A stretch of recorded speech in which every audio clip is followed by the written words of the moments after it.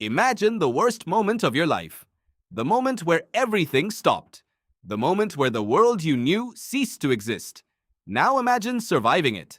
And then imagine it happening again. That is not a metaphor. That is the true story of one man. And by the end of this, you will understand something about human survival that science is still struggling to explain. His name was Tsutomu Yamaguchi. And what happened to him in the summer of 1945 sits at the edge of what the human body is even capable of enduring. August 6th, 1945. Hiroshima, Japan. Yamaguchi was 29 years old, a naval engineer working for Mitsubishi. He had spent 3 months in Hiroshima on a business trip. That morning, he was walking to the shipyard. He was about 2 miles from the center of the city. He glanced up. There was a plane in the sky. Then a flash. A flash so intense it erased the visible world.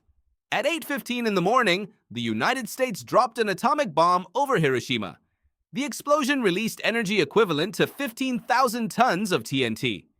In less than a second, the temperature at the hypocenter reached several thousand degrees Celsius. Everything within half a mile was vaporized. Not destroyed. Vaporized. Gone so completely that some people left only their shadows burned into stone walls.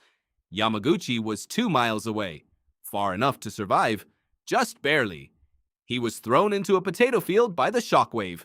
His eardrums ruptured. His arms and the left side of his face were severely burned. He lay in the field. Around him, the city was on fire. He could not hear properly. He could barely see. He spent the next several hours crawling through a burning, collapsing city, searching for shelter. He found a bomb shelter. He spent the night there, in the dark, listening to a city die. The next morning, August 7th, he made a decision. He was going home. His home was in Nagasaki. He bandaged himself. He walked to the train station through the wreckage of Hiroshima. He boarded a train. He traveled through the night. He arrived in Nagasaki and went straight to the hospital to have his wounds treated. Then, despite being a man with ruptured eardrums and severe radiation burns over significant portions of his body, he went back to work. That was August 8th. The next morning was August 9th. At 11:02 in the morning, Yamaguchi was in his office at the Mitsubishi factory in Nagasaki, giving a report to his supervisor about what he had witnessed in Hiroshima. His supervisor did not believe him. No single bomb, his supervisor said, could destroy an entire city. Yamaguchi was trying to explain the blinding white flash when the room went white again. The second bomb hit Nagasaki. The Fat Man bomb, as it was called, released energy equivalent to 21,000 tons of TNT. Nagasaki was geographically different from Hiroshima. The surrounding hills contained the blast somewhat. The estimated death toll was between 40 and 80,000 people on impact alone. Hundreds of thousands would suffer in the years that followed from radiation exposure, burns, and cancers that grew silently in the body for decades. Yamaguchi survived again. He was about 2 miles from the hypocenter, the same distance as in Hiroshima. The same flash, the same shockwave, the same fire consuming everything around him. His bandages were blown off. He was burned again. He crawled out of the rubble and walked home. He found his family alive in an air raid shelter. His wife had been collecting ointment for his burns from Hiroshima when the bomb dropped on Nagasaki. She had survived by ducking behind a wall. In the days that followed, Yamaguchi's hair fell out. He vomited repeatedly. He developed a high fever. His wounds wept. His body was fighting a war from the inside. Radiation sickness is not like an injury from a bullet or a blade. It is invisible. It works at the cellular level.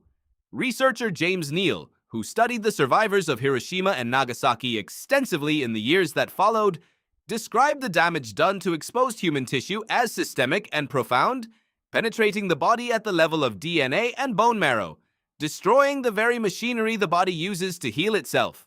The immune system collapses. The blood cannot clot. The cells that would normally replace dying ones are too damaged to replicate. Yamaguchi should have died. By every statistical and biological measure, twice exposed to nuclear blasts, twice inside the lethal radius, with severe burns, ruptured eardrums, and radiation sickness, he should not have been alive in September of 1945. He was. He recovered slowly. He spent the rest of the 40s in pain, weak, His vision damaged, his body scarred. He raised a family. He went back to work as an engineer. He lived quietly. He did not speak publicly about what he had experienced for years. Survivor guilt is a documented psychological phenomenon. Psychiatrist Robert J. Lifton, who conducted landmark interviews with Hiroshima survivors in the 1960s, found that many of those who survived carried a profound sense of shame, a feeling that something about their survival was wrong, that they had been granted something at the cost of everyone who had not made it. They called themselves hibakusha, the explosion-affected people, and they carried that word like a wound. Yamaguchi was doubly hibakusha, the only officially recognized person in history to have survived both bombings. There were others. Researchers estimate that between 70 and 165 people may have experienced both bombings, traveling between the two cities in the narrow window between August 6th and August 9th. But Yamaguchi was the one who went back to work, who filed the report, who sat in that office and watched the sky go white for the second time. He did not become a public figure for decades. In the 1990s, he began to speak. He became an anti-nuclear activist. He gave testimony at the United Nations. He wrote about what he had seen. He said he wanted the word hibakusha to exist in every language on Earth. He died in January 2010. He was 93 years old. The cause of death was stomach cancer, almost certainly a consequence of the radiation his body absorbed across 2 days in August 1945. Even the disease that eventually killed him waited more than 60 years to do so. Researchers studying the hibakusha survivors have found something that cannot be entirely explained. Some survivors, particularly those who were further from the hypocenter, lived remarkably long lives. The Lifespan Study, a decades-long ongoing research project conducted by the Radiation Effects Research Foundation, has followed over 100,000 survivors since 1950. And while the data is clear that radiation exposure increases long-term cancer risk, a subset of survivors lived into their 80s and 90s. The relationship between radiation, cellular damage, and longevity is more complicated than a simple equation. Some researchers have pointed to a phenomenon called radiation hormesis, the idea that very low doses of radiation may actually stimulate the body's repair mechanisms, making them more efficient. This remains contested, but the survival of men like Yamaguchi invites a question that has no clean answer. What does the human body know about surviving that we do not yet understand?